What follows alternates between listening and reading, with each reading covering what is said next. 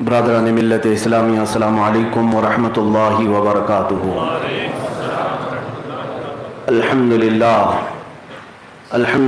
الحنان المنان الذي خلق الانسان وعلمه البيان، والصلاة والسلام على رسوله سيد الانس والجان وعلى آله واصحابه ذوي الخير والإحسان، اما بعد فاعوذ بالله من الشيطان الرجيم، بسم الله الرحمن الرحيم۔ ولا تحسبن الذين قتلوا في سبيل الله امواتا بل احياء عند ربهم يرزقون، صدق الله مولانا العظيم وبلغنا رسوله النبي الامين المتين المختار الكريم، ونحن على ذلك من الشاهدين والشاكرين والحمد لله رب العالمين۔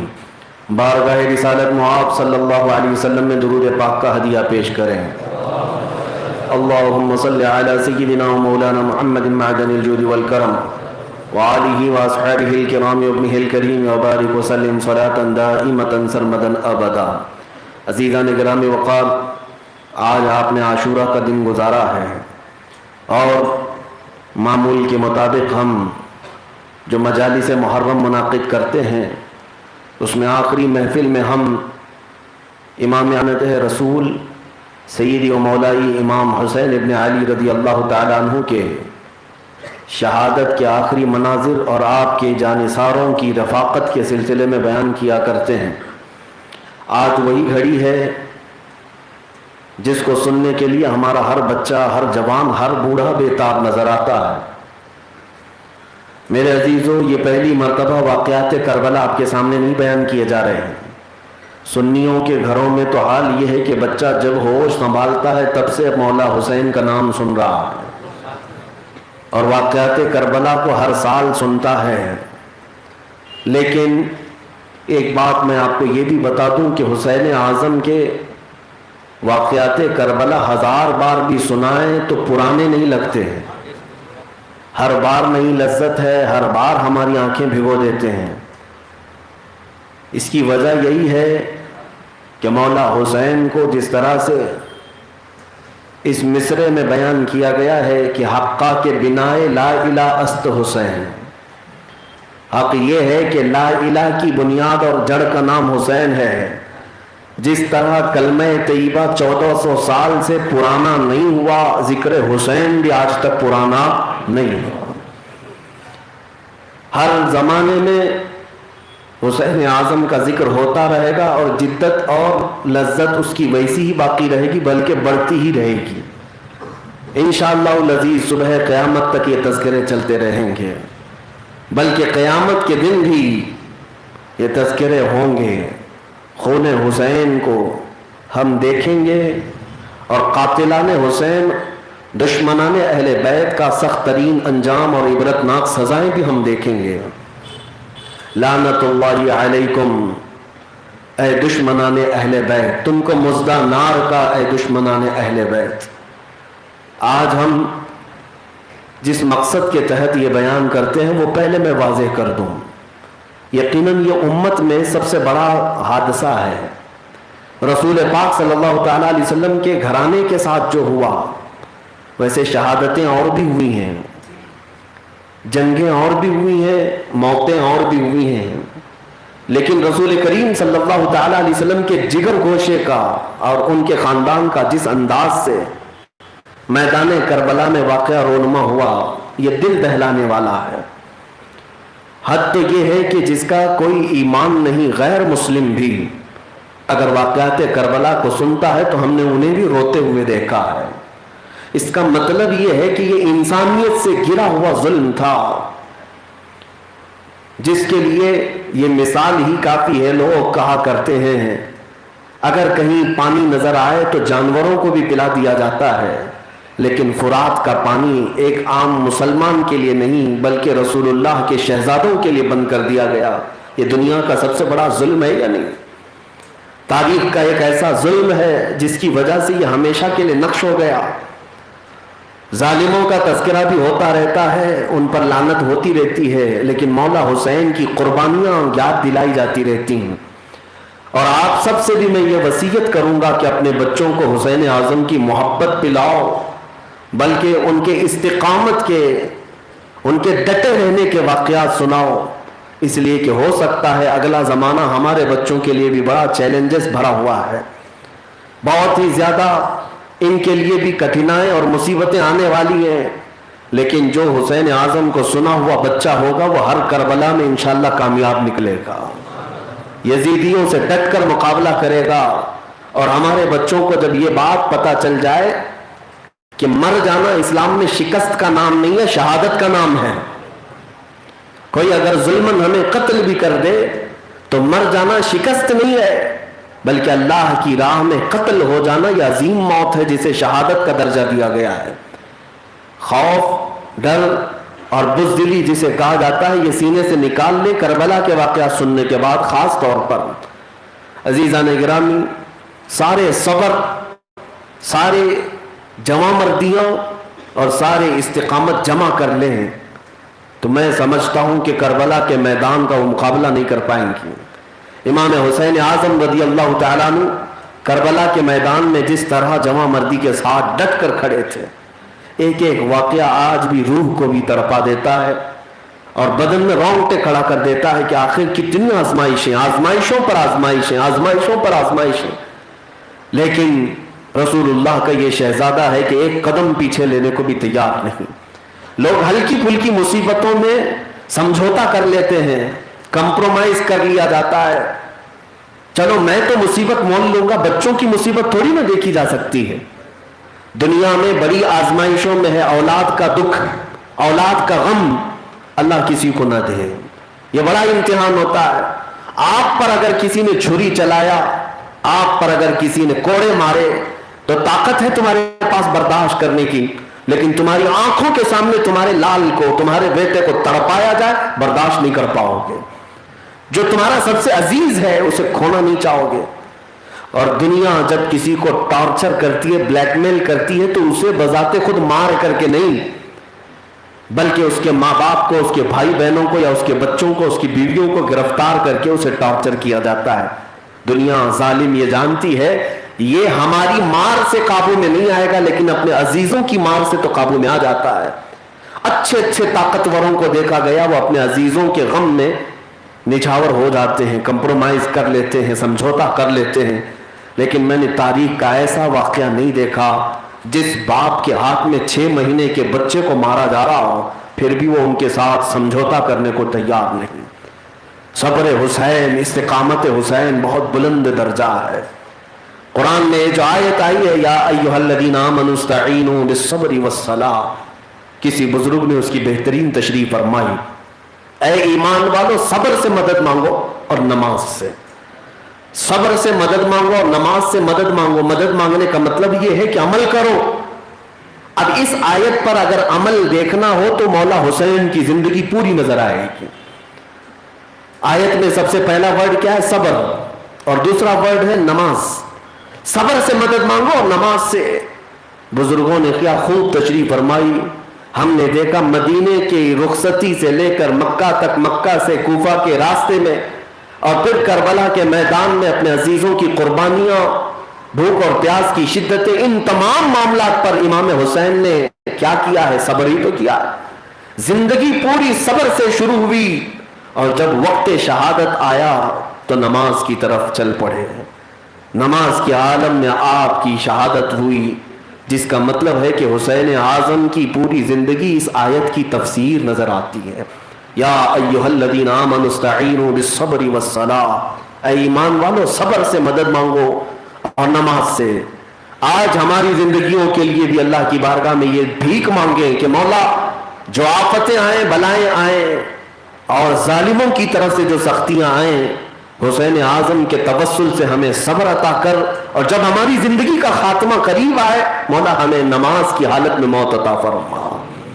یہ ہے شہید کربلا کی زندگی۔ آئے میرے عزیزوں، کربلا کی طرف روانگی جو ہوئی، امام حسین رمضان المبارک کا پورا مہینہ مکہ میں گزارتے ہیں، اور جیسے کہ کل میں نے آپ کو بتایا تھا تقریباً کوفہ والوں کے 12,000 خط آ گئے تھے، اور ہر خط میں آپ کی تعریف و توصیف اور آپ کو بلانا، آپ کو امام بنانا، آپ کو امیر بنانا، یہ بڑے بڑے دعوے تھے. اور ان دعووں کی تصدیق کرنے کے لیے امام حسین نے اپنے معتمد خاص حضرت امام مسلم بن عقیل کو کوفہ بھیجا تھا. اور پھر آپ نے کل یہ بھی سماعت کیا امام مسلم بن عقیل کے ساتھ کوفہ والوں نے کیا کیا.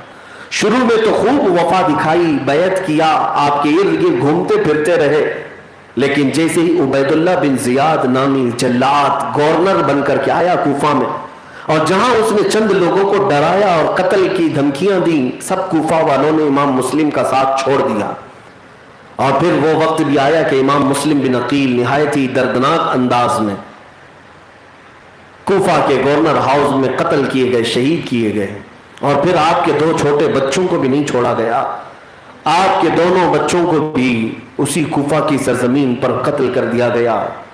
یہ امام حسین کی طرف سے جانے والے قاصد تھے، سفیر تھے، وکیل تھے، جام شہادت نوش کر گئے. لیکن میرے عزیزو، امام مسلم بن عقیل نے امام حسین کو کوفہ کے حالات بتا دیے تھے، خط لکھ کر بھیج دیا تھا کہ حالات بہت اچھے ہیں، آپ آ جائیں، آپ کے لوگ انتظار میں ہیں، آپ آئیں گے تو آپ کے پاس آنن فانن ہزاروں کی تعداد میں لوگ بیعت کر لیں گے. امام حسین امام عالی مقام تک یہ خط پہنچا تو آپ نے رمضان کے بعد رخت سفر باندھ لیا کہ اب مجھے کوفہ کی طرف جانا ہے. رمضان کے مہینے کے بعد شوال، پھر شوال کے بعد ذی القعدہ، ذی القعدہ کے بعد ذی الحجہ. یہ حج کا مہینہ ہے، یہ حج کے مہینے ہیں، اور تمام حاجی دنیا بھر سے حج کے لیے آ رہے ہوتے ہیں. لیکن حج سے چند دن قبل، ایام حج سے چند دن قبل، امام حسین نے خانہ کعبہ سے رخصتی لے لی. جبکہ حکم شرع تو یہ ہے کہ ایام حج میں جو وہاں پہنچے اس پر حج فرض ہے، یعنی وہ حج کرے. مولا حسین حج سے پہلے وہاں سے نکل کر کے کوفہ کی طرف جا رہے ہیں. کئی لوگوں نے یہ سوال بھی کیا کہ حج جب سر پر ہے، ایام حج شروع ہو چکے ہیں، اس وقت مکہ چھوڑنا کیا یہ جائز ہے؟ پہلی بات تو اس کے کئی جوابات دیے ہیں، مولا حسین نے اپنا فرض حج ادا کیا تھا. دوسری بات یہ ہے کہ امام حسین کو یہ خبر ملی تھی کہ یزید کچھ حاجیوں کو حاجی بنا کر کچھ جاسوسوں کو مکہ بھیج رہا تھا جو حاجیوں کے لباس میں آتے اور حرم کعبہ میں امام حسین کا قتل کرتے ہیں. اور رسول کریم صلی اللہ تعالیٰ علیہ وسلم کی ایک بشارت بھی تھی. میرے آقا نے فرمایا تھا کہ ایک زمانہ آئے گا کہ ایک مینڈھا ہوگا، بکرا، جس کی وجہ سے اللہ کے اس مکہ مکرمہ شہر کو لوگوں کو خون آلود کر دیں گے، قتل و غارت ہو جائے گا، جنگ ہو جائے گی. امام حسین کہتے ہیں میں وہ مینڈھا، وہ بکرا بننا نہیں چاہتا. باہر میرا قتل ہو جائے یہ مجھے پسند ہے، لیکن اللہ کے حرم میں کوئی ظلمن قتل کرے میں اس کو پسند نہیں کرتا. کہ وہ حرم کی جگہ ہے، وہاں تو چونٹیاں مارنا بھی نہیں ہے، وہاں تو کسی جانور کو مارنا بھی نہیں ہے، پتے اکھاڑنا بھی جائز نہیں ہے، حرم کعبہ کی سرزمین پر. تو امام حسین اس مسئلے کے تحت خانہ کعبہ سے رخصت ہو گئے ہیں. حالانکہ کئی اجلہ صحابہ وہاں تھے، سارے صحابہ نے آپ کو روکا. عبداللہ ابن زبیر رضی اللہ تعالیٰ عنہ نے تو یہاں تک کہا امام علی مقام سے کہ آپ کسی صورت کوفہ نہ جائیں، کوفہ والوں کے حالات اچھے نہیں، وہ کب بدل جاتے ہیں پتہ نہیں، ان کی زبانیں آپ کی طرف ہیں، تیر و تلوار یزید کی طرف ہے، وہ تخت اور تاج اور حکومت کی طرف ہوتے ہیں، آپ مت جائیں. یہاں تک کہ حضرت امام حسین نے ہر ایک کے اصرار کو رد کر دیا. فرمایا اتنے خطوط میرے پاس آئے ہیں کہ اگر میں نہ جاؤں تو قیامت کے دن میرے مولا کو کیا جواب دوں گا. پھر نکل پڑے. یہاں تک کہ مکہ مکرمہ کے جو گورنر تھے عمرو بن سعید، انہوں نے تو ایک فوجی دستہ بھیجا امام حسین کو روکنے کے لیے، زور زبردستی روکنے کے لیے. جب امام حسین مکہ سے باہر نکلے تھے، وہ فوجی دستہ آ کر راستہ روک لیا اور کہا آپ کو ہم نہیں جانے دیں گے. یہاں تک کہ دونوں فوجوں میں لڑائی بھی ہو گئی. امام حسین کے جو ساتھی تھے اور اس فوجی دستہ ہٹ گیا اور کہا امام حسین لگتا ہے اب کسی کی بات کو نہیں مانیں گے، ان کو جانا ہی ہے.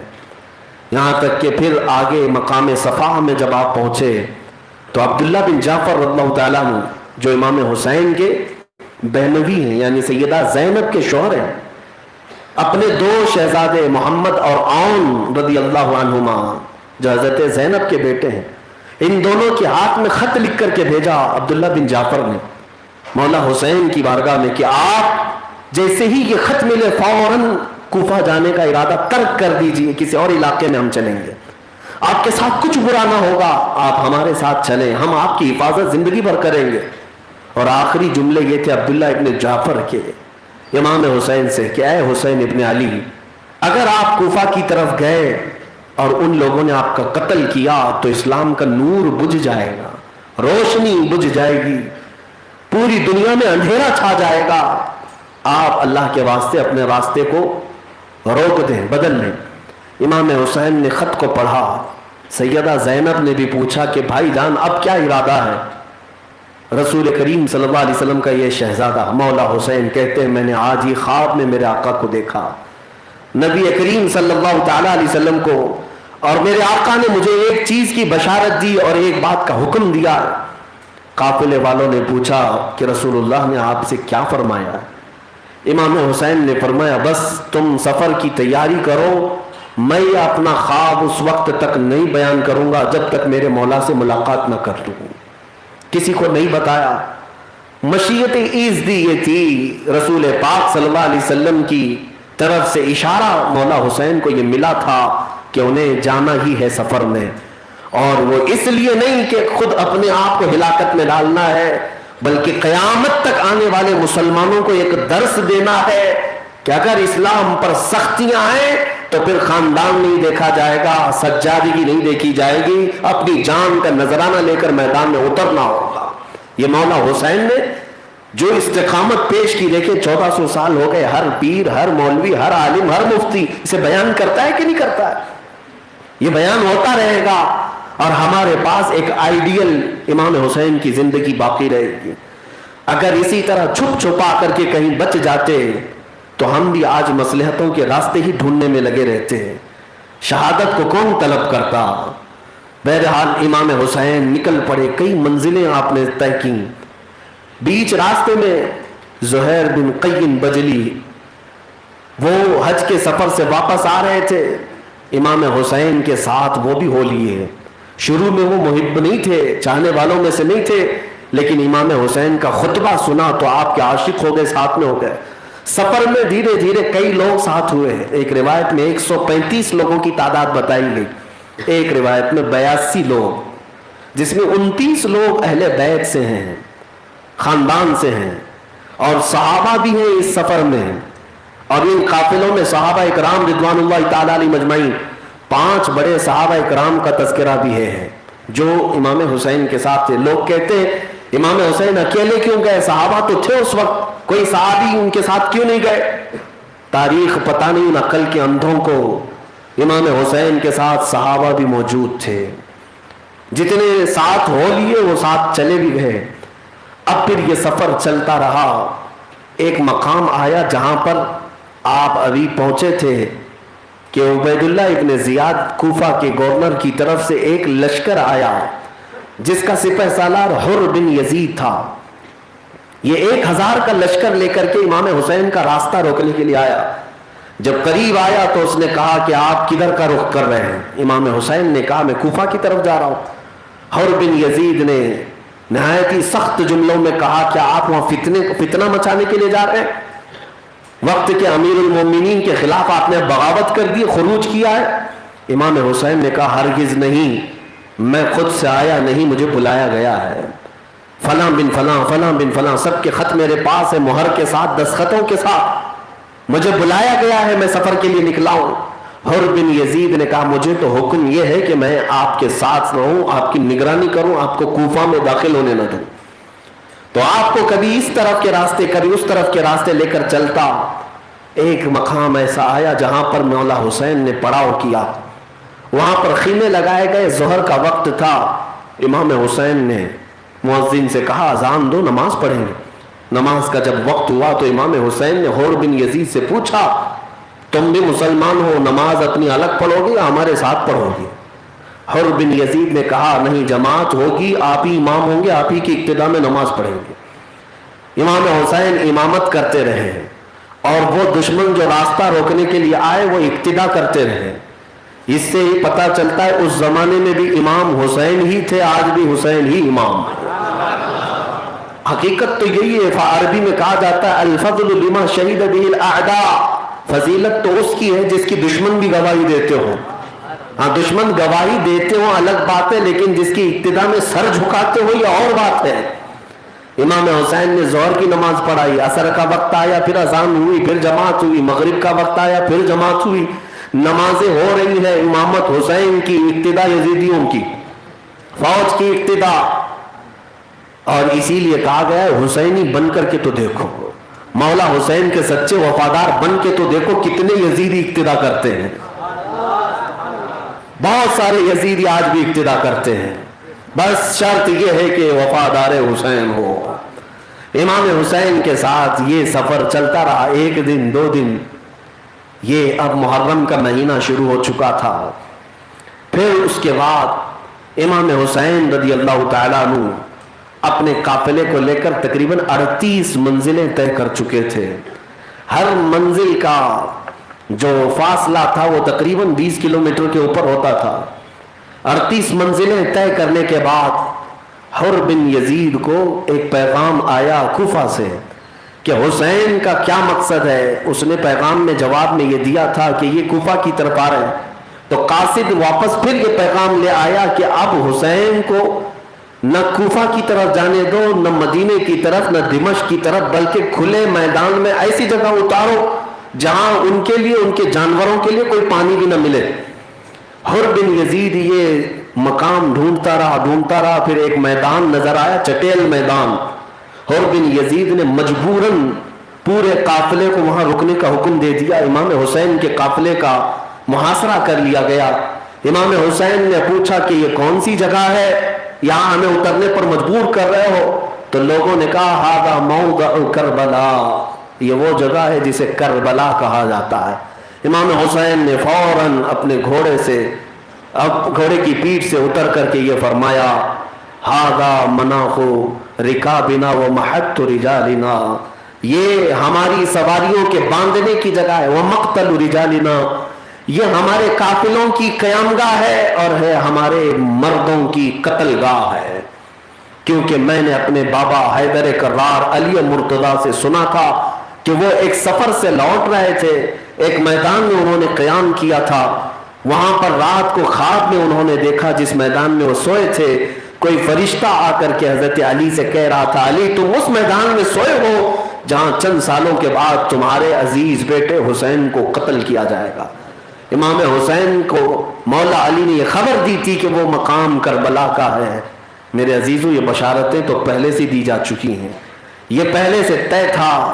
امام حسین رضی اللہ تعالیٰ عنہ اتر گئے اور اپنے قافلے والوں کے خیمے لگائے گئے ہیں، لیکن سوئے اتفاق دیکھیں کہ کوئی بھی خیمہ پانی کے قریب نہیں ہے، کوئی اہم راستے کی طرف نہیں ہے، بلکہ انہیں ایک کونے کی طرف جکڑ دیا گیا ہے، اور بلکہ بہت ہی قریب میں دریائے فرات بھی ہے۔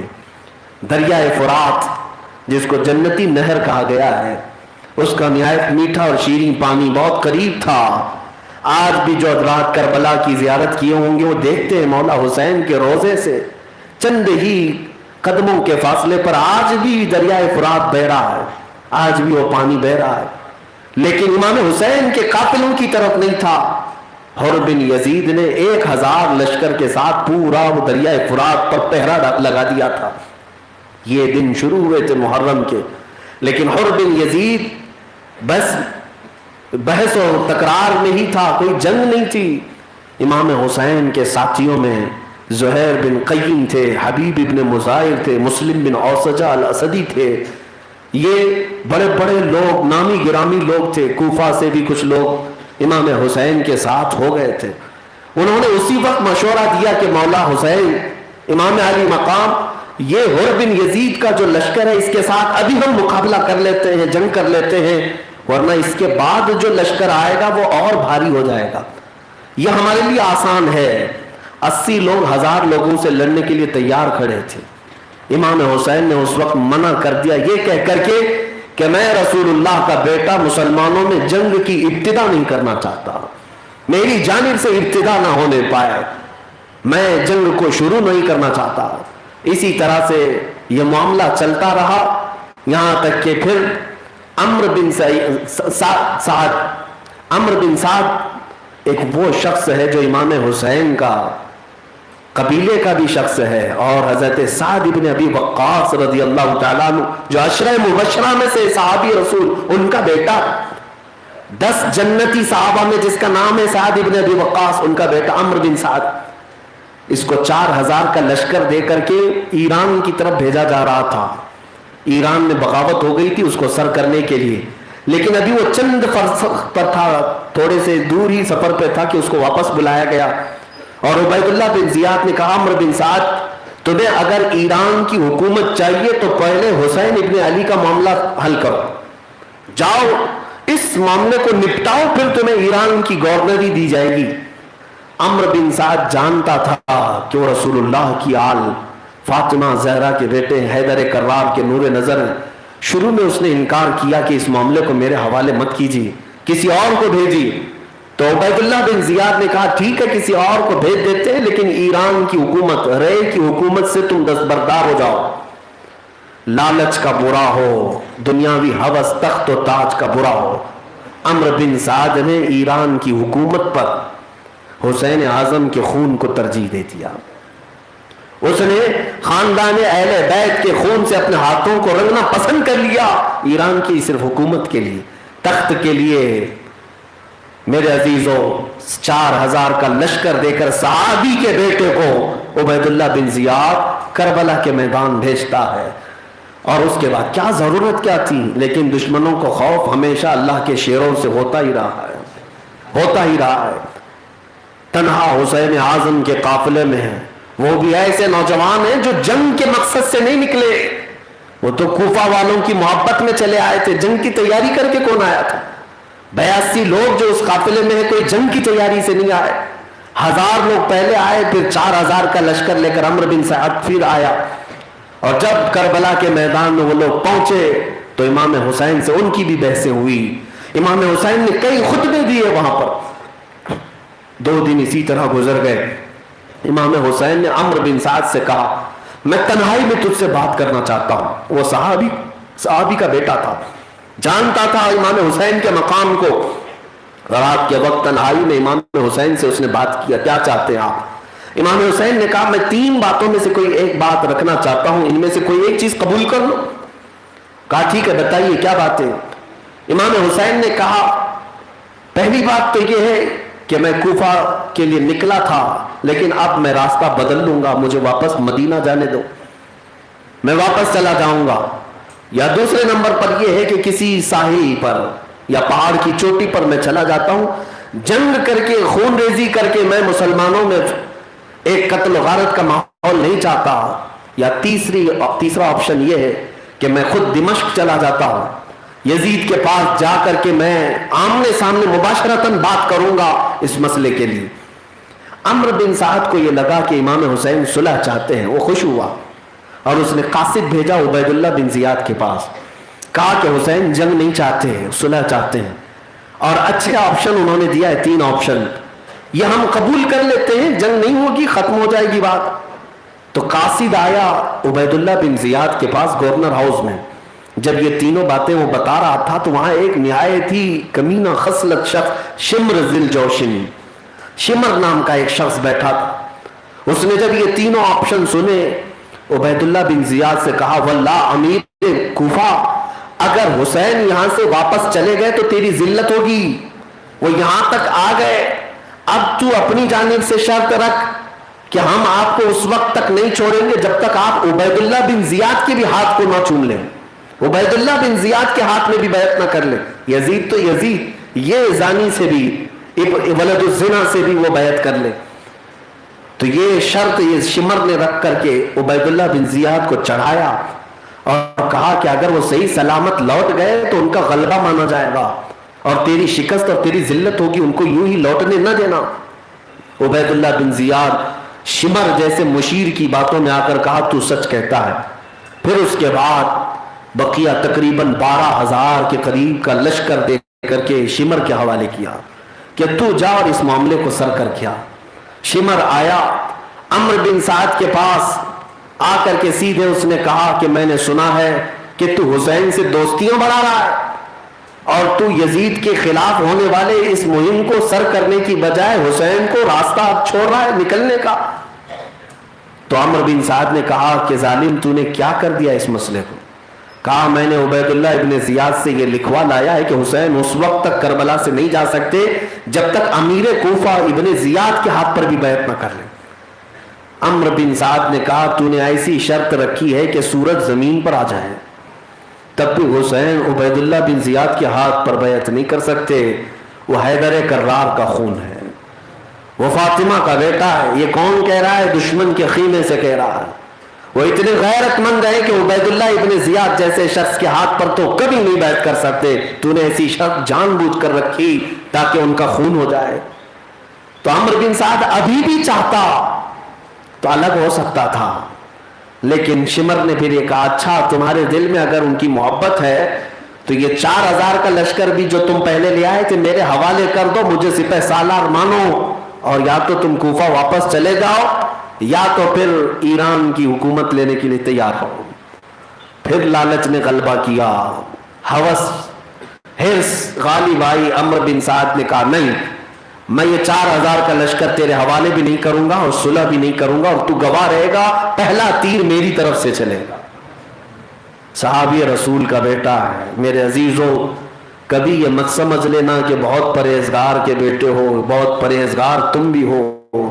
شیطان کب تمہارے اوپر غالب آتا ہے, کب تمہارا تقوی بھسم کرتا ہے پتہ بھی نہیں چلے گا. بڑے بڑوں کے ساتھ اس دنیا نے کھیل رچایا, ایمان بھی ختم کر دیا. اس لیے الرٹ رہو, ہمیشہ الرٹ رہو. بہتوں کو ہم نے دیکھا ہے. عمرو بن سعد نے اس کے بعد واپس امام حسین کی دشمنی کا اعلان کر دیا. اب 8ویں محرم تھی, اس وقت سے پانی بند کر دیا گیا تھا, پہرا لگا کر سختیاں کر دی گئیں. بیچ بیچ میں وہ پانی پیا کرتے تھے. امام حسین پر جب یہ 8ویں محرم کو پانی بند کر دیا گیا تھا تب آپ نے ایک عظیم خطبہ دیا تھا. اس خطبے کو عربی میں پڑھے تو آنکھوں سے آنسو آ جاتے ہیں. پورے میدان کے لوگوں کو جمع کر کے آپ نے خود کہا تھا اے لوگوں کیا تم میرے نسب کو نہیں جانتے؟ کیا تم نے رسول اللہ کی وہ حدیث نہیں سنی کہ میرے آقا نے فرمایا الحسن والحسین سیدا شباب اہل الجنہ, حسن اور حسین جنتی جوانوں کے سردار ہیں.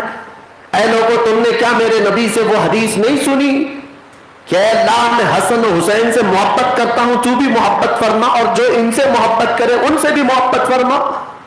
اے لوگوں کیا تم میرے نسب کے بارے میں نہیں جانتے کہ میں فاطمہ زہرا کا بیٹا ہوں, علی ابن ابی طالب کا نور نظر ہوں, حیدر کرار کا بیٹا ہوں, رسول اللہ کا وہ نواسا ہوں جو کبھی ان کے کندھوں پر مدینے میں سواری کیا کرتا تھا. خطبے میں آپ نے اتنے کلمات کہے کہ آپ کے قافلے کے لوگ رو پڑے ہیں اور بعض یزیدیوں کے دل بھی دہل گئے. لیکن جیسے ہی اس خطبے کا اثر ہونے لگا تو کوفیوں میں کوہرام مچ گیا. سبوں نے کہا کہ یہ ان کی باتوں میں آ کر کے کہیں یہ پوری کی پوری یزیدی فوج ادھر نہ چلی جائے.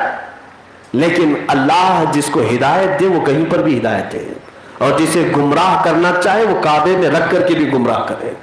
ہوا ایسی ہی 8ویں محرم کو حر بن یزید الریاحی جو 1000 کا لشکر لے کر سب سے پہلے راستہ روکنے کے لیے آیا تھا, اس نے جب دیکھا مولا حسین کے خطبے کو اور ان کی شرطوں کو تو وہ خود کوفیوں کے لشکر میں ببانگ دہل کہنے لگا اے کوفیوں, حسین کی طرف سے دیے جانے والے یہ آپشن کیا تمہیں پسند نہیں؟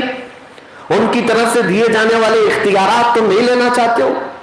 عمرو بن سعد سے بات کیا, شمر سے بات کیا تو دونوں نے کہا حر تم سپہ سالار نہیں ہو, ہم سپہ سالار ہیں, ہم جس طرح فیصلہ کریں گے تمہیں اطاعت کرنی ہوگی. یہ یزید کا حکم ہے, عبید اللہ ابن زیاد کا حکم ہے. حر بن یزید کو جب انہوں نے جواب دیا تو حر بن یزید نے پکار کر کہا تمہاری سپہ سالاری, تمہاری شرطیں تمہارے منہ پر میں مارتا ہوں, میں حسین ابن علی کے پاس جاتا ہوں, اس لیے کہ میں اپنی آنکھوں سے آج اس میدان میں دیکھ رہا ہوں کہ حق کا چاند حسین کے ساتھ ہے, حق حسین کے ساتھ ہے. اور یہ کہتے ہوئے وہ اپنی تھوڑی سی فوج اور اپنے بیٹوں کے ساتھ امام حسین کے خیمے میں آ گئے اور کہا مولا حسین آپ اپنی غلامی میں قبول فرما لیں، غلطی میری ہے کہ میں آپ کا راستہ روکا، آپ کے ساتھ شروع میں نے سختیاں کی، اب مجھے احساس ہو گیا ہے کہ میں نے کس عظیم ذات کو روکا تھا، کس عظیم ذات کے لیے میں رکاوٹ بنا تھا، آپ اگر معاف کریں تو میں آپ کے ساتھ ہی رہوں گا زندگی بھر۔ امام حسین وہ لجپال گھرانہ، وہ سخی گھرانہ، میرے مصطفیٰ کریم صلی اللہ تعالی علیہ وسلم کی سخاوت لیا ہوا شہزادہ فوراً کہتا ہے حر بن یزید تمہارے بارے میں ہمارے دل میں کوئی بات نہیں، کوئی بات نہیں، ہم نے تمہیں اللہ اس کے رسول کے لیے معاف کیا۔ یہ قافلے کے ساتھ حر بن یزید بھی مولا حسین کی غلامی میں آ گئے۔ اس سے پتہ چلتی ہے یہ بات میرے عزیزوں، رب تبارک و تعالیٰ ظالموں میں سے کب کس کو ایمان دے یہ اس کی مشیت کے فیصلے ہیں، اس کی قدرت کے فیصلے ہیں، اور کب اللہ تبارک و تعالیٰ پرہیزگاروں میں سے کسی کو گمراہ کر دے یہ بھی اس کی قدرت کے فیصلے ہیں۔ ہم نے دیکھا ہے ہر زمانے میں یزید کی فوج سے نکل کر کے حسین ابن علی کی بیعت کرنے والے بھی دیکھا، اور اس کے بعد ہم نے یہ بھی دیکھا ہے بغداد کو پوری طرح سے تباہ کرنے والے تتاری کعبہ مکرمہ کے پاسبان بھی بن گئے، حرم کعبہ میں اذان دینے والے بھی بن گئے، اور دوبارہ بغداد کی شان و شوکت کو دوبالا کرنے والے بھی وہی تتاری تھے، بلکہ تتاریوں کا ایک بادشاہ اسلام قبول کیا جس کی وجہ سے اسلام میں اور مزید طاقتیں بڑھی تھیں۔ آپ تاریخ کا مطالعہ کریں، یہ ہوتا رہا ہے اور ہوتا رہے گا۔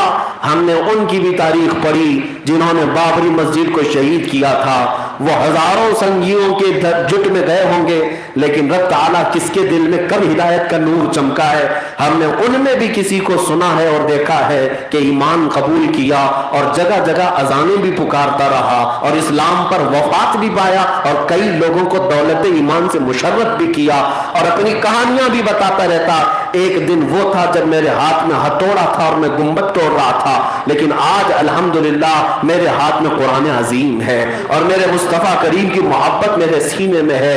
یہ بات ناممکنات میں سے نہیں ہے کہ آج جو آتنک مچا رہا ہو کل بھی وہ اسی طرح ہوگا، بلکہ میری امیدیں یہ کہتی ہیں کہ اگر مولا تبارک و تعالیٰ چاہے تمہارے خیمے سے ہی اس کو اٹھائے گا جو ہماری مسجدوں کی اذانیں بلند بھی کیا کرے گا انشاءاللہ العزیز۔ وہ دن دیکھنا ہے۔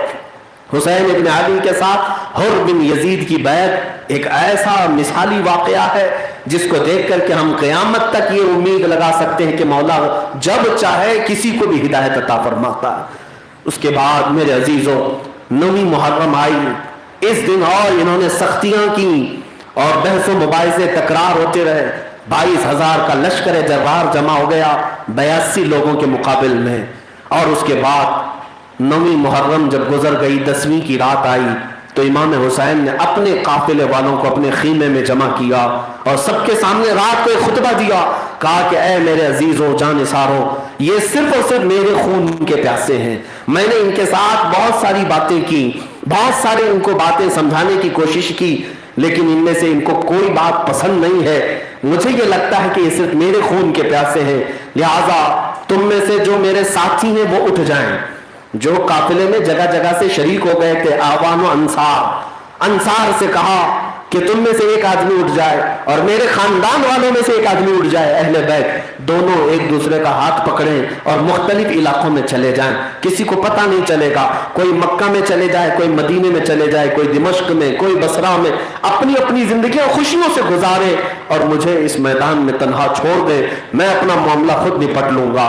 یہ مولا حسین کی دریا دلی تھی۔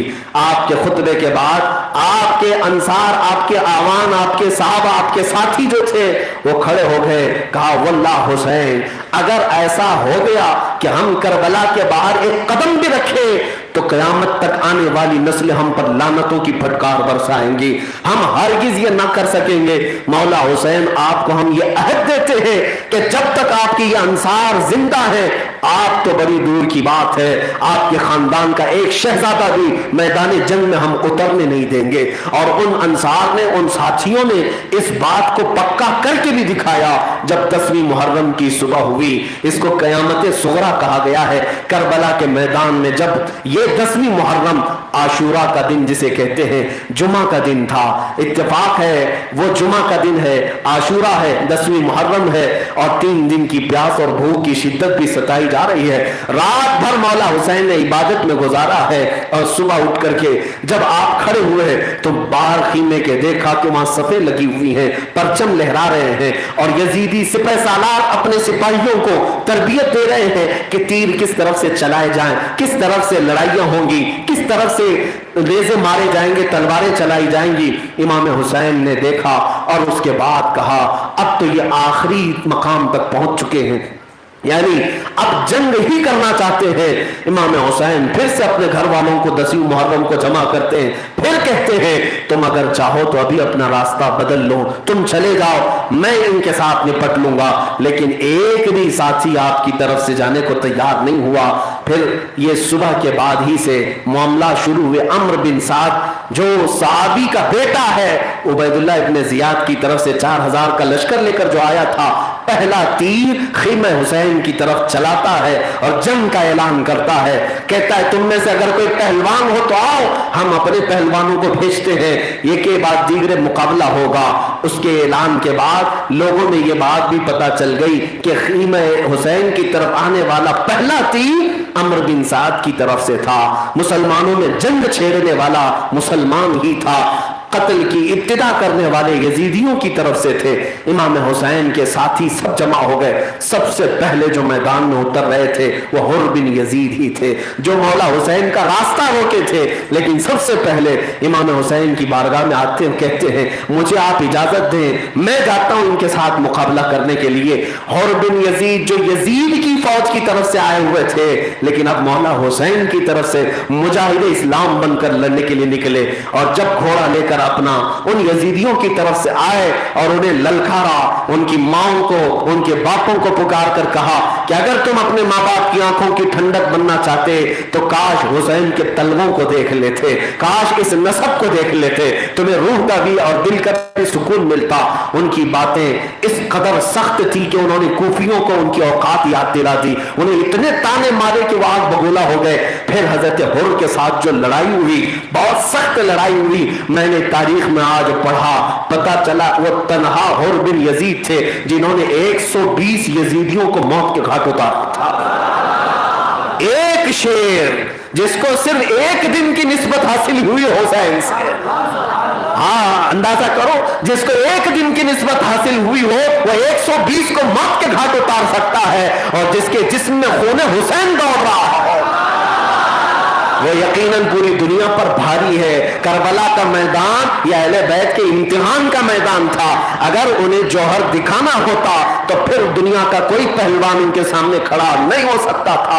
इसलिए कि जिनके घर में 9 साल की उम्र में हैदर कर्रार को मेरे आका ने यह दुआ दी थी कि मौला इसके बाजुओं में ताकत अता फरमा, इसकी टांगों को मजबूत फरमा। तुमने क्या तारीख नहीं पढ़ी है? खैबर का किला फतह करने के बाद वो फाटक, वो दरवाजा जिसको उस जमाने के 40 सहाबा नहीं उठा पाते, तन्हा अली मुर्तजा ने एक हाथ से उठाकर फेंक दिया था। फातह खैबर वो मौला अली करमल्लाहु वजहुल करीम जिसकी ताकत का कौन अंदाजा कर सकेगा।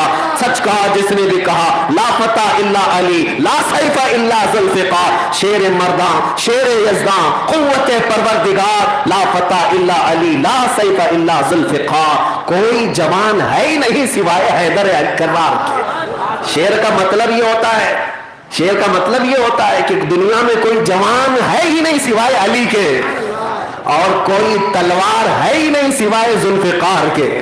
हैदर कर्रार की तलवार का नाम जुल्फिकार है। उस घर में परवरिश पाने वाला वो हुसैन इब्न अली, उस खानदान की अजमत को करोड़ों सलाह। वो तो इम्तिहान देने के लिए गए थे, ताकत ही दिखाना होता न जाने कितने समंदर अपनी मुट्ठियों में समो लेते।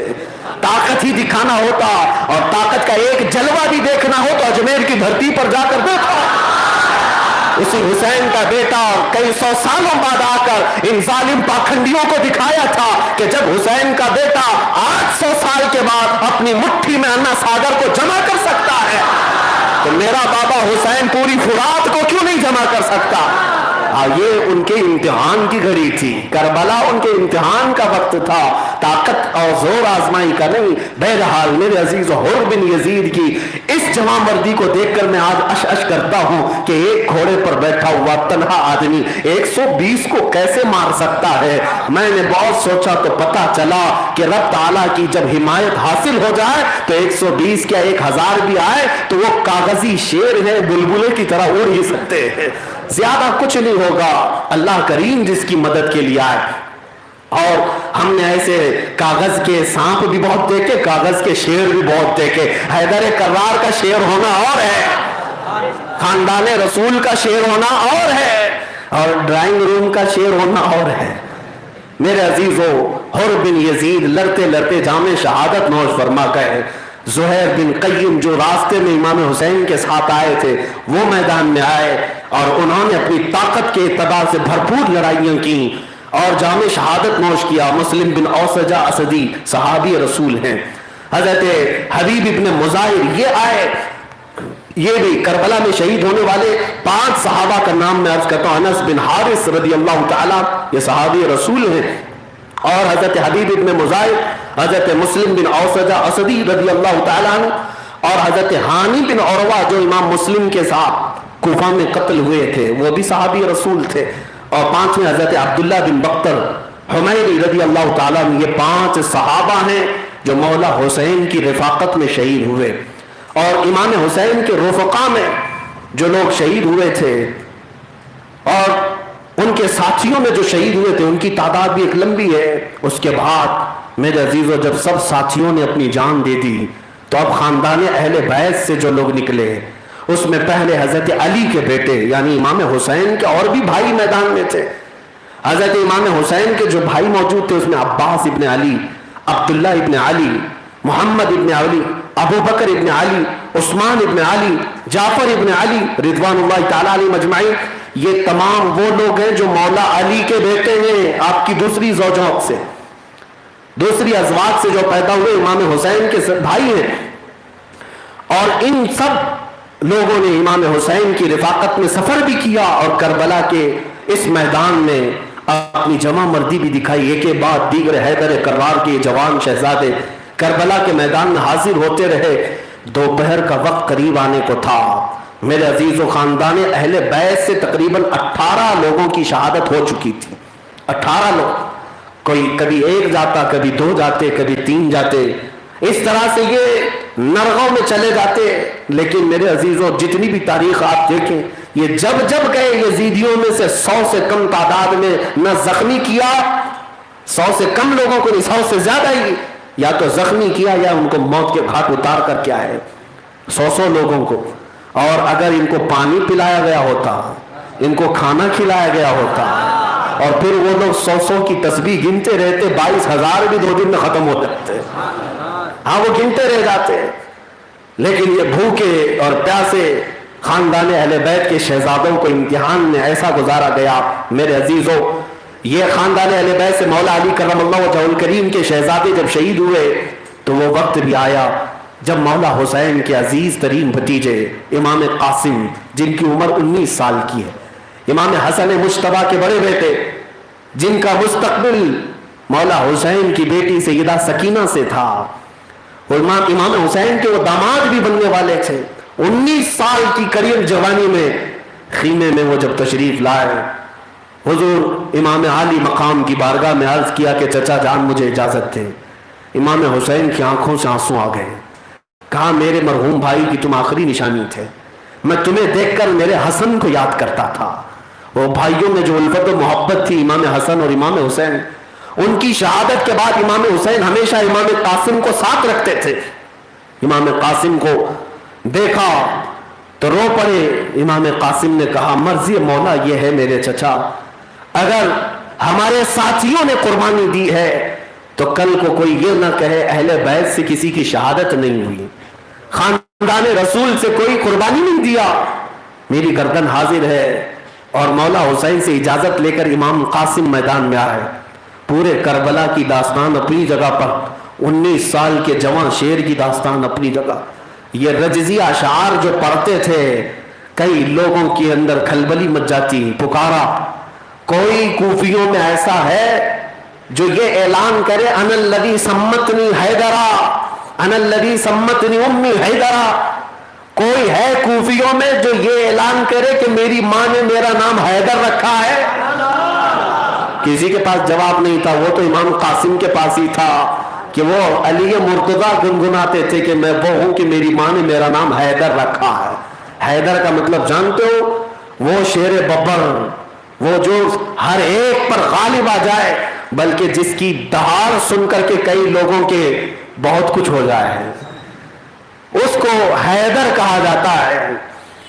हजरत इमाम कासिम ने जब ये दहाड़ा तो अम्र बिन साद ने और काफिले के सिपह सालारों ने एक बहुत नामी गिरामी पहलवान को बुलाया जिसका नाम अजरक था। उसको बुलाया और कहा कि तू यजीद से हर महीने 10,000 दिरहम वजीफा पाता है। इतना बड़ा पहलवान था। कहा कि जा मुकाबिल में। उसने कहा मेरी इतनी हैसियत नहीं है कि मैं इस जैसे छोटे लड़के से लड़ूं। मैं मुल्क शाम का सबसे बड़ा पहलवान और तुम 19 साल के बच्चे से मुझे लड़ने भेज रहे हो। फिर उसने आकर के कहा कि कासिम कोई बड़ा हो तो भेजो। इमाम कासिम ने कहा कि तेरे खीमे में जो छोटा है या जो जिसे तू समझता है उसे पहले भेज ताकि मैं अपने जौहर तो तुझे दिखाऊं। उसने कहा कि अगर तू मुझसे लड़ने की ख्वाहिश रखता है तो मेरे बेटे जो एक से बढ़कर एक पहलवान हैं उनसे पहले लड़। 4 बेटे थे, चारों के चारों पहलवान थे। यह अजरक नामी पहलवान के 4 बेटे थे और उसने अपने बेटों को भेजा इमाम कासिम के साथ लड़ने के लिए। और उसके बेटे वो हाथी की तरह चौड़े थे, ऊंचे चौड़े। और ये जरूरी नहीं है कि हर कोई बड़े जिस्म का बॉडी बिल्डर पहलवान ही होता हो, अंदर से कपास भी भरी होती है। आया एक बड़ा बेटा और इमाम कासिम के साथ लड़ने लगा। इमाम कासिम के अंदर वो फुर्तीलापन था कि कूफा के लोग जिन्होंने जंग के मनाजिर को रिवायत किया है वो कहते हैं कि इमाम कासिम जब घोड़े पर अपनी पुश्त बदलते थे तो ऐसा लगता था जैसे आसमान पर बिजली चमक रही। वो अपनी तलवार को लहराते हुए जब घोड़े को इधर से उधर करते तो इतनी तेजी थी कि बिजली की तरह तेजी। और मिनट नहीं गुजरे कि उसका सर जमीन पर ले आया। एक बेटा गया, दूसरा आया, दूसरे को मौत के घाट उतारा। तीसरा आया, थोड़ी सी भी ज्यादा देर नहीं गुजरी, तीसरा भी मौत के घाट उतरा। चौथा आया, चौथा भी। 4 को इन्होंने गाजर मूली की तरह काट दिया था। 19 साल का जवान अब ललकारने लगा, कहां है अजरक? उस पहलवान को बुलाओ जो 10,000 दिरहम यजीद से खाता है। मेरे अजीजों, 10,000 खाने वाला 3 दिन के भूखे शेर के सामने क्या मुकाबला करता। इसीलिए हम कहते हैं बहुत नेताओं से मत खाओ, ताकत चली जाएगी। वक्त के जालिम यजीदियों के साथ बहुत नजराने मत लो, रूहानियत मर जाएगी, ईमान खत्म हो जाता है। तुम पील पैकर हो जाओ, बॉडी बिल्डर हो जाओ, लेकिन खाते कहां से हो इसका भी असर होता है। किसका खाते हो? हाँ, दुनिया का खाने वाले हमने देखा है, हो सकता है ऊंचे चौड़े हो लेकिन उनकी रूहानी ताकत नहीं।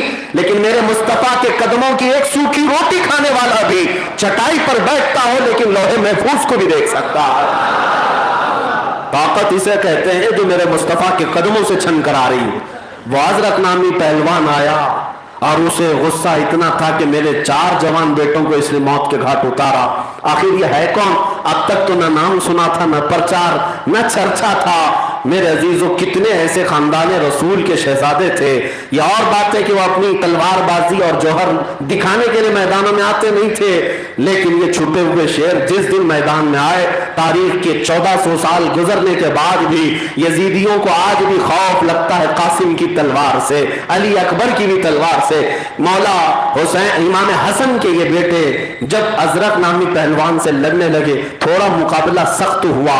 आपने 19 साल की जवानी में उतने नामी ग्रामी पहलवान से कहा, अजरक मैंने तेरा नाम तो बहुत सुना, मेरा नाम तूने नहीं सुना, मैं तेरा नाम तो बहुत सुना कि तू पहलवानी का बहुत बड़ा शहसवार है, तू बड़ा ही अमीर है पहलवानों का, लेकिन तेरे घोड़े की जीन बांधने का भी तरीका तुझे नहीं मालूम है। तू घोड़े पर जिस अंदाज से बैठा है एक आम फौजी भी नहीं बैठता। उसकी ये बेइज्जती थी, ये उसकी जिल्लत थी। घोड़े की नकील बांधना न आना ये पहलवानों की जिल्लत है, ये जंग में आने वालों की जिल्लत है। जैसे ही ये ताना मारा उसको उसको दिल पर लगी बात, वो अपने घोड़े की जीन को बांधने के लिए नीचे क्या गिरा, इमाम कासिम ने तलवार उठाई और सर को अलग कर दिया। उस जंग के मैदान में ये तारीख लिखने वाले कहते हैं जैसी अजरक का सर जुदा हुआ, कूफियों में कोहराम मच गया और कहा एक एक के बाद जाते रहोगे, ऐसी कटते रहोगे, इस कासिम को दोबारा जाने न देना।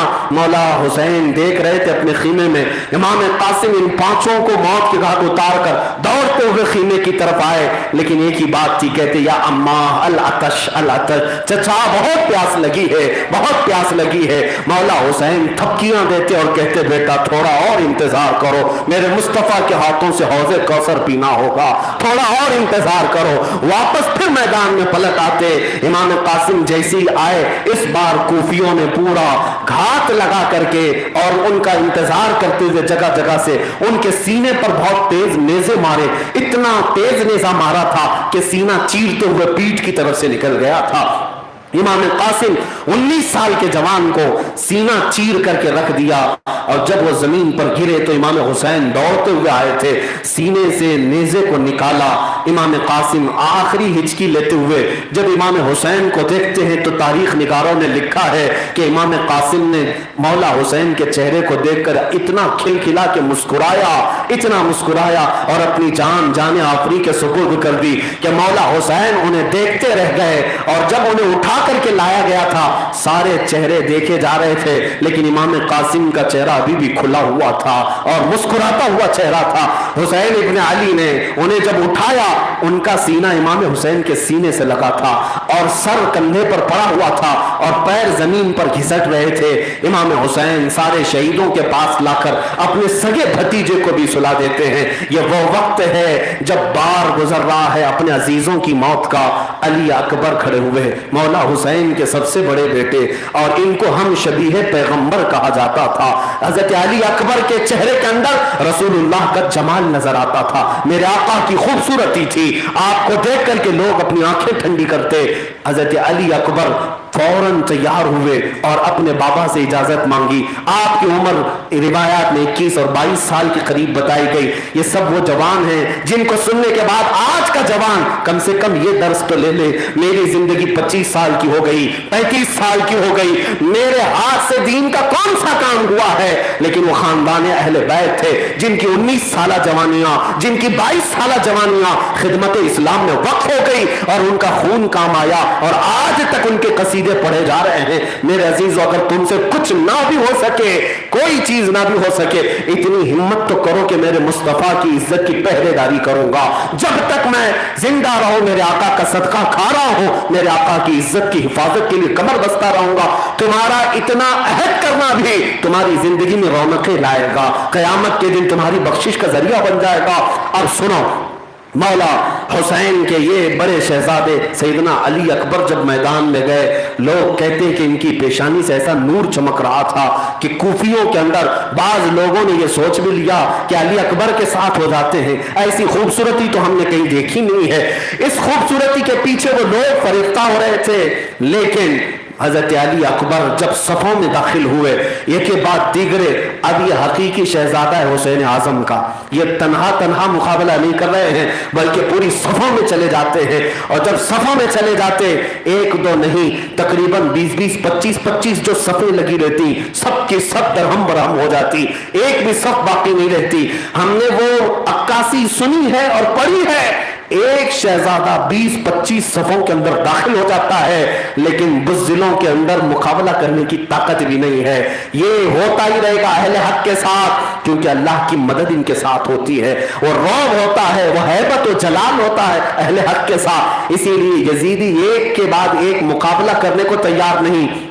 अम्र बिन साद शिमर दिलजोशिन ने अब हजरत अली अकबर के लिए ये हरबा अपनाया कि अली अकबर को हमारी सफों में आने दो, सफों में आने दो, कि यहां तक कि वो सफों के दरमियान दाखिल हो गए।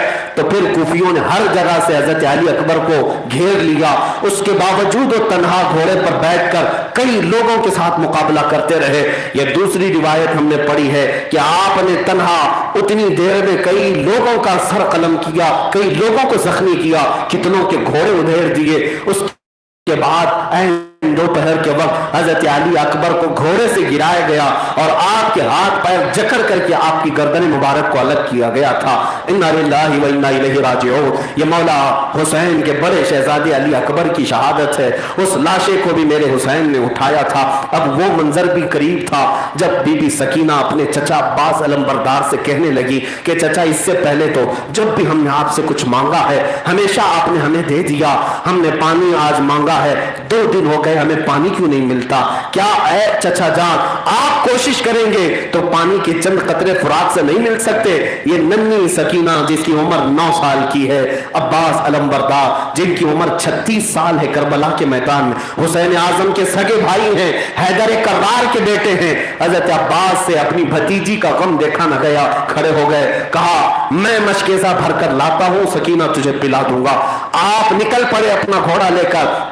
शुरू में कुछ सिपाहियों को भी साथ ले लिया और इस कदर तेजी से घोड़ा दौड़ाते हुए फुरात तक पहुंच गए कि दरियाए फुरात से आपने पानी भी भर लिया, मशकेजा भी भर लिया और यहां तक कि 2 दिन का प्यासा तो वो खुद भी थे। हजरत अब्बास पानी लबालब भरा हुआ दरिया का बह रहा था, चुल्लू भर करके आपने सोचा हलक को ठंडा कर लूं, पानी पी लूं। और मशकेजा हमारा तो हाल यही है, अगर कोई पानी मंगवाए तो हम पहले पानी पी लेंगे, फिर दूसरे को पानी पिलाएं। पानी अगर नजर आ गया तो अपनी प्यास बुझाए। हजरत अब्बास ने चुल्लू में पानी तो उठाया, लेकिन जैसे ही इमाम हुसैन की याद आई, बीबी सकीना की याद आई, चुल्लू फेंक दिया पानी का। मुझ पर पानी हराम है कि अगर मैंने हुसैन को पानी नहीं पिलाया, बीबी सकीना को नहीं पिलाया और खुद पी लिया तो क़यामत के दिन मैं क्या जवाब दूंगा सैयदा कायनात को, फातिमा ज़हरा को। आपने वो चुल्लू पानी का फेंक दिया, मशकेज़ा भर तो लिया। अब खुशी खुशी खीमे की तरफ लौट रहे थे। जब लौट रहे थे यजीदियों में, कूफियों में कोहराम मच गया। सबों ने ऐलान कहा पानी का एक कतरा भी अगर हुसैन के खीमे की तरफ चला गया जंग बहुत मुश्किल हो जाएगी, जंग बहुत मुश्किल हो जाएगी। जितनी अब तक हुई है इससे भी ज्यादा, कई गुना ज्यादा ताकत के साथ वो लड़ेंगे, पानी पहुंचने मत दो। कूफी दौड़ते हुए आए, हजरत अब्बास के साथ मुजाहमत हुई, मुकाबला हुआ। उस मुकाबले में पहले हजरत अब्बास का दाना हाथ काट दिया गया, जिस पे पकड़ करके वो ये पानी का मशक ले जा रहे थे, लेकिन हजरत अब्बास अपना कटा हुआ बाजू नहीं देखते, बाएं हाथ में उठा लिया, बाएं हाथ में वो मशक उठाकर चलने लगे। मेरे अजीजों, उन कूफियों ने बाएं मोंढे से तलवार चलाकर वो हाथ भी काट दिया। एक उंगली को अगर तुम्हारे चाकू लग जाए, ब्लेड लग जाए, तुम दर्द से कराहते हो, पट्टियां बांधते हो और उस हाथ से छूते नहीं। उस अब्बास की इस्तिकामत पर हजारों सलाम, जिसने अहले बैत को पानी के चंद कतरे देने के लिए कटे हुए बाजू की तरफ नहीं देखा। जरा तुम्हारी हड्डी सरक जाए फिर देखो दर्द कैसा होता है। क्या तुम तसव्वुर कर सकते हो कि हजरत अब्बास का जब मोढ़ा काट दिया गया हो, कंधे से हाथ अलग किया गया हो, दर्द की शिद्दत क्या होती हो? जब दोनों हाथ काट दिए गए हो, अब कुछ भी नहीं पकड़ने के लिए। हजरत अब्बास रो पड़े, आया था इस मैदान में हुसैन की वफादारी में, अब जंग करूं इन कूफियों के साथ तो किन हाथों से? दोनों हाथ काट दिए गए। आपने कहा अगर मैं तलवार नहीं उठा सकता तो कम से कम पानी का मशकेज़ा दांतों से उठाकर हुसैन को पिला तो सकता हूं। अपने मुंह से, अपने दांतों से मशकेज़े को उठा लिया और भागने लगे खीमे की तरफ। वो खून दोनों मोढ़ों से बहता जा रहा है, लेकिन वो मशकेज़ा दांतों में पकड़े खीमे की तरफ भागते जा रहे हैं। लेकिन इन जालिम कूफियों ने पीछा किया और अब की बार कहा कि आप और किसी तरीके से पानी न ले जाए। उस मशकेज़े को नेज़े मार मार करके छेद कर दिया, पानी पूरा बहा दिया। पूरा पानी जब बह गया, नाउम्मीद हो गए हजरत अब्बास और उस वक्त जमीन पर गिर पड़े। कहा सकीना तुझे क्या मुंह दिखाऊंगा, मैं पानी लेकर के तो आया था लेकिन पिला ना सका, इन जालिमों ने पूरा पानी बहा दिया। हजरत अब्बास ने उन कूफियों को सख्त तरीन जुमले सुनाए तो आपके सीने मुबारक पर उन्होंने नेज़े मार मार करके आपको शहीद कर दिया। पहले हाथ काटे गए, मशकेज़ा फोड़ दिया गया और उसके बाद हजरत अब्बास के सीने पर और पेट पर नेज़े मार करके उन्हें जख्मी करके शहीद किया गया। ये हजरत अली हैदर कर्रार के बेटे हैं, हुसैन आजम के सगे भाई हैं। जब फौत हुए, शहीद हुए तो इमाम हुसैन दौड़ते हुए खीमे की तरफ से आए। मशकेज़ा पानी का न मिला, حضرت عباس کا ایک ہاتھ فلاں جگہ گرا ہے، دوسرا ہاتھ فلاں جگہ گرا ہے. آج بھی کربلا میں وہ مقامات بنائے گئے ہیں جہاں جہاں ہاتھ گرے تھے حضرت عباس کے، وہیں پر دفن بھی ہوئے وہ ہاتھ. الکف الیمنا الکف الیسرا لکھا ہوا بھی ہے. وہ دائیں ہاتھ بائیں ہاتھ جہاں گرا، حضرت عباس جب آخری سانسیں لے رہے تھے امام حسین آئے اور سر مبارک کو اٹھا کر کے گود میں رکھا تو حضرت عباس اس دن کہہ رہے تھے حسین اعظم مجھے معاف کر دیں، مجھے معاف کر دیں، آپ کی وفاداری کا حق ادا نہ کر سکا، آپ کی حمایت کا حق ادا نہ کر سکا، میں پانی کا ایک بوند بھی آپ کی بیٹی کو پلا نہ سکا. حضرت حسین ابھی ان سے کہہ ہی رہے تھے کہ انہوں نے آخری ہچکیاں لے لی، جام شہادت نوش فرمایا. یہ حضرت عباس کی شہادت پر 56 سالہ امام علی مقام امام حسین کھڑے ہوتے ہیں، اپنی کمر پر ہاتھ رکھ کر یوں کہتے ہیں ایک تاریخی جملہ، الآن انکسر ظہری، اے اللہ اب میری ریڑھ کی ہڈی ٹوٹ گئی، اب میری کمر کی ہڈی ٹوٹ گئی. حضرت عباس کی شہادت نے امام حسین کو بہت مغموم کر دیا. وہ اپنے بیٹوں کی شہادت تو دیکھ رہے تھے لیکن اپنے بھائی کی شہادت پر یہ جملہ کہا میری ریڑھ کی ہڈی ٹوٹ گئی. لیکن حقیقت یہ بتاؤ تو امام حسین کا کیا کیا نہیں ٹوٹا ہوگا. میں کبھی کبھار سوچتا ہوں کہ امام حسین اگر رونا چاہیں تو کس کس پر روئیں، کس لاش پر روئیں؟ بیٹے کی لاش پر، بھتیجے کی لاش پر، بھائی کی لاش پر، یا پھر اپنے اصحاب کی لاش پر، یا بیویوں کی بے بسی پر؟ امام حسین حضرت عباس کو بھی شہیدوں میں لا کر جمع کیے، تھکے ہارے تھے، این دوپہر کا وقت چل رہا ہے، کڑی دھوپ بھی ہے. خیمے سے ایک بی بی نے کہا 6 ماہ کے علی اصغر کی پیاس کی شدت کی وجہ سے دودھ ماؤں کے سینوں سے سوکھ چکا ہے. حضرت امام حسین کو ان کی اہلیہ نے بچہ دے کر کہا شاید یہ بچہ یزیدیوں کو دکھائیں تو رحم آ جائے. چھوٹے بچوں پر دنیا رحم کرتی ہے، عورتوں پر اور بچوں پر لوگ دیکھ کر کے رحم کھاتے ہیں، ترس کھاتے ہیں. میرے سینے کا دودھ سوکھ گیا، بچے کا حلق سخت ہو گیا ہے، حلق سخت ہو گیا ہے، اسے چند قطرے شاید وہ پانی پلا دیں. اپنی خاتون کی بات سن کر مولا حسین اپنے بچے کو لے کر آئے تھے فرات کے کنارے. ان یزیدیوں سے پھر سے خطبے میں کہا کہ وہ بچہ میں تمہارے سامنے لایا ہوں جو فاطمہ کے نسب کا ہے، حیدر کرار کی آل ہے، تمہاری دشمنی مجھ سے ہے، مقابلہ مجھ سے ہے، بچوں سے تو نہیں. یہ دیکھو میرا ننھا بچہ یہ تلوار نہیں اٹھا سکتا، تیر نہیں چلا سکتا، اس کے حلق کو تر کر دو، اسے چند قطرے پانی کے پلاؤ. شقی القلب بدبخت یزیدیوں پر ان باتوں کا کوئی اثر نہ ہوا. ایک ظالم یزیدی نے تیز تیر چلایا، حضرت علی اصغر کی گردن پر آ کر لگا، حلق پر تیر ایسا آ کر پیوست ہو گیا. 6 مہینے کے بچے کے حلق میں جب تیر چلا جائے باپ کیا بلبلاتا نہیں ہے؟ آج جس کے بچے ہوں وہ جا کر اپنے بچوں کو دیکھ لیں. ہم اپنے بچوں کا بخار برداشت نہیں کر پاتے.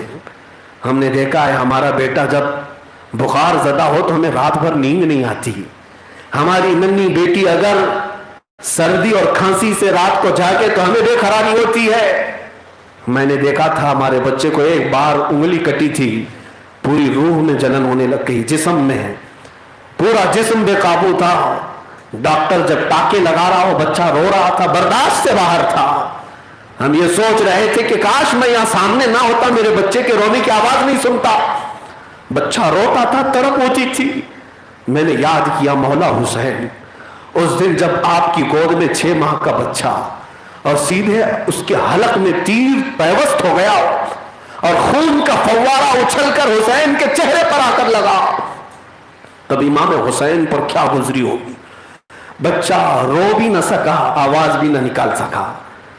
روتے روتے کوئی انتقال کر جاتا، شہید ہوتا، لیکن اس بچے کو رونے کی بھی مہلت نہیں دی گئی، آواز نکالنے کی بھی فرصت نہیں دی گئی. ایک بار ہچکی لیا بچہ، آنکھیں چوڑی کیا، اپنے باپ کو دیکھتے ہوئے روح پرواز کر گئی. اپنے ننھے سے بچے کے حلق سے تیر کو کھینچ کر نکالا، گلا چھد گیا تھا اور باپ نے سینے سے بچے کو لگا لیا اور پھر کھلے آسمان کی طرف اپنے 6 ماہ کے بچے کو کر کے مولا کی بارگاہ میں عرض کرتا ہے، اے رب ذوالجلال تیرے رسول کی شریعت کی بقا کے لیے میرے اس ننھے کی قربانی قبول فرما لے، اس نذرانے کو قبول فرما لے۔ ہے ہم میں سے کوئی اتنی بڑی نظر دے سکے گا اسلام کے لیے؟ ہمارے ہاں جوانی میں بھی مر جانے والے، وہ بھی کسی بیماری میں مرنے والوں کی بھی موت کا غم اتنا ہوتا ہے کہ ہم برسوں روتے رہتے ہیں۔ امام حسین اس حلق میں چھدے ہوئے تیر کو نکالے اور شہید بچے کو لے کر خیمے کی طرف آ رہے تھے۔ بچہ خاموش تھا، خون میں لت پت تھا۔ بی بی نے، خاتون نے یہ سمجھا شاید یزیدیوں نے پانی پلا دیا اس لیے بچہ رو نہیں رہا ہے، بچہ خاموش ہو گیا ہے۔ بیویاں پردہ دار تھیں، اندر پردے سے پکار کر کہتی میرے سرتاج پانی پلا دیا بچے کو انہوں نے، بچہ روتا نہیں ہے۔ مولا حسین نے کہا ہے بی بی اب تیرا بچہ کبھی نہیں روئے گا، اب یہ کبھی تجھ سے دودھ اور پانی کی شکایت نہیں کرے گا۔ جیسے اس خاتون کے سامنے خون میں لت پت شہزادے کو دکھایا گیا، اس ماں کے دل پر کیا گزری ہوگی جس نے اپنے جوان بیٹوں کی موت بھی دیکھی، 6 ماہ کے بچے کو بھی دیکھا۔ میرے عزیزوں، عورتوں کے ہوش اڑ جاتے ہیں جو ماں کے سامنے بچے کی موت ہوتی ہے نا۔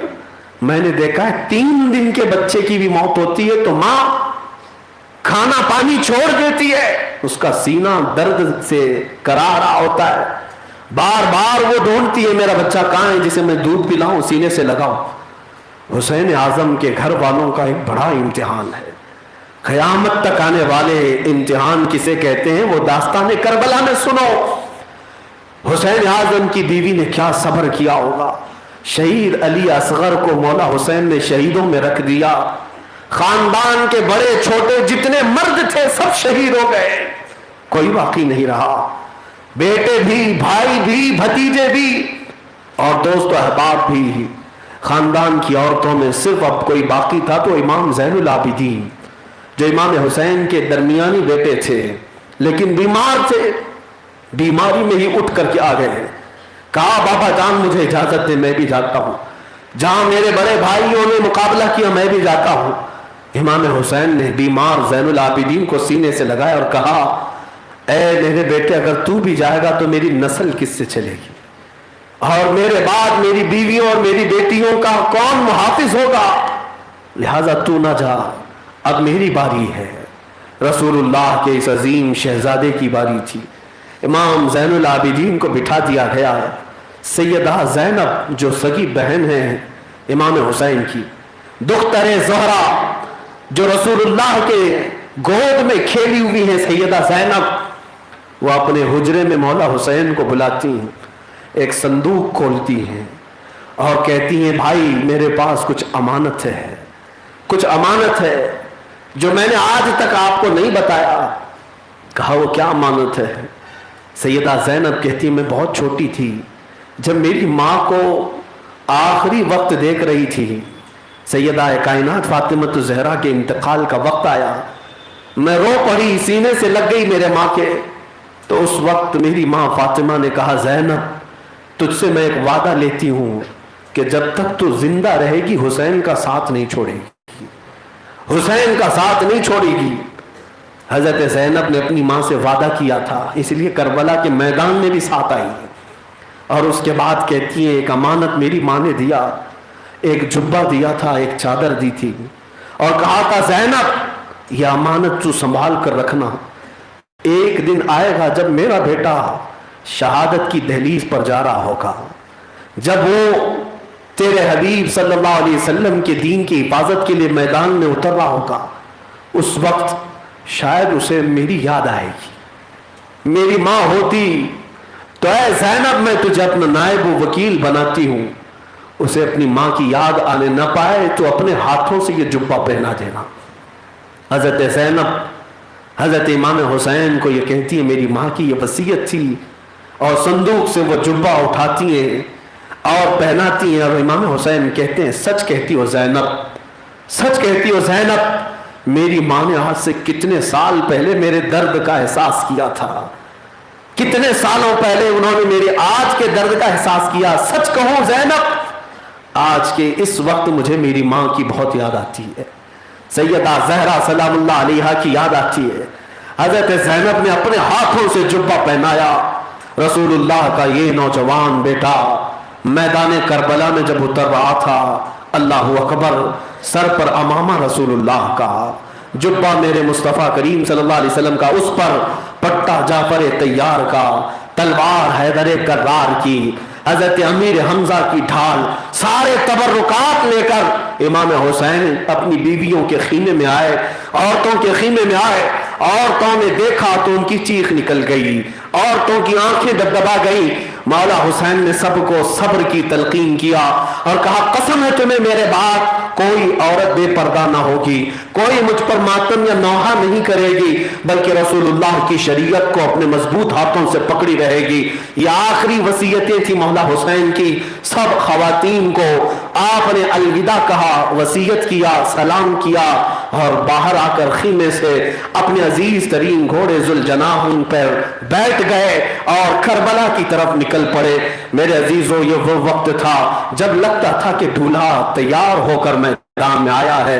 सारे तबर्रुकात तो जिस्म अक़दस पर नजर आ रहे थे, मेरे आका की झलक नजर आ रही है, खूबसूरती, जमाल और जलाल सब लिए हुसैन करबला में उतरे हुए हैं। घोड़े को जब एड़ लगाई, निर्मेज दी, घोड़ा आगे नहीं बढ़ रहा था। घोड़े को फिर चाबुक लगाई, घोड़ा आगे नहीं बढ़ता था। आपने उतर करके देखा तो सैयदा सकीना घोड़े के पैरों को पकड़ी खड़ी थी और जुलजना है इनसे कहती थी, ऐ मेरे अजीज जुलजना, बाबा को आज मत ले जाना, इसलिए कि अगर तू आज इन्हें ले गया तो ये वापस नहीं आएंगे, पूरी दुनिया में अंधेरा छा जाएगा।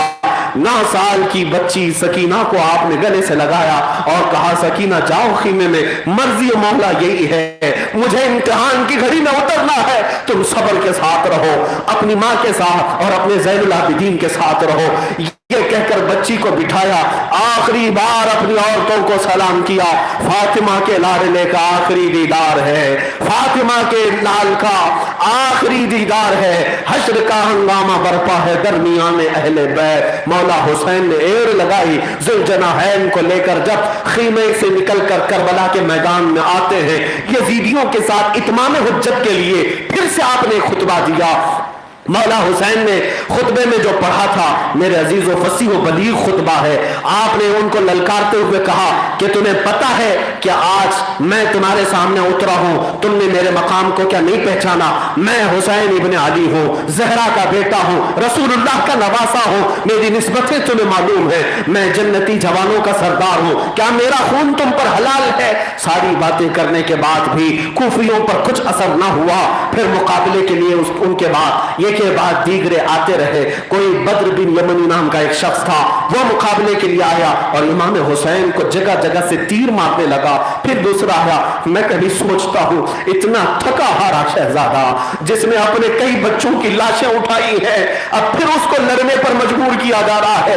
56 साल की उम्र है मेरे अजीजों, 56 साल की उम्र में घोड़े पर बैठ करके वो क्या क्या ना देखा होगा करबला के मैदान में। एक तरफ छोटे बच्चे अली असगर की शहादत देखा है, अब्बास के कटे हुए बाजू देखा है, अली अकबर के जिस्म पर घोड़ों को दौड़ते देखा है, कासिम बिन हसन के गर्दन को अलग होते देखा है, कितने साथियों के जनाजे उठाए, कितनों की लाशें उठाई। अब ताकत क्या बची होगी? हम तो निढाल हो जाते हैं। हमारे एक बाप का जनाजा उठाने के बाद रात भर ऐसा लगता है कि जोर जोर ढीले हो गए, थकन से चूर हो जाते हैं।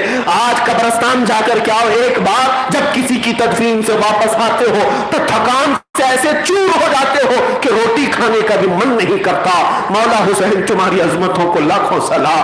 कितने लाशें तुमने उठाए, कितने बेबसी के आलम में तुमने खवातीन को देखा है। हम अपनी बीवियों की, औरतों की एक आहो बुका नहीं सुन पाते, हम अपने खानदान की औरतों की बेबसी नहीं देख सकते, लेकिन हुसैन तुम्हारे सब्र को सलाह, तुम्हारी इस्तिकामत को सलाह। हर चीज को देखा, हर चीज को देखा, लेकिन एक चीज करबला में जो नहीं हुई वो क्या थी? हुसैन की जुबान पर कभी शिकवा नहीं आया, शिकायत नहीं आई। एक बार भी ये नहीं कहा कि मौला क्या मेरा ही घर है इस इम्तिहान के लिए? एक बार भी नहीं कहा क्या मौला मेरे ही बेटे हैं कुर्बान होने के लिए? एक बार भी नहीं कहा मौला क्या मेरे ही भाई हैं शहादत के लिए?